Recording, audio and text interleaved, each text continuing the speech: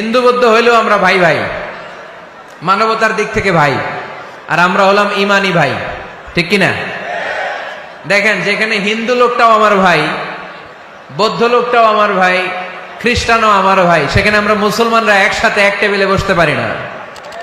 কিন্তু আমাদের নবী এক, আমাদের কোরআন এক, আমাদের কাবা এক, আমাদের মদিনা শরীফ এক। চিল্লায় বলেন ঠিক কিনা?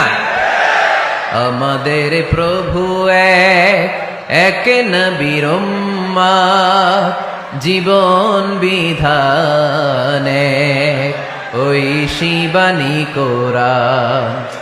আমাদের প্রভু এক, এক নবীর উম্মত, জীবন বিধান এক, ওই শিবানী কোরআন।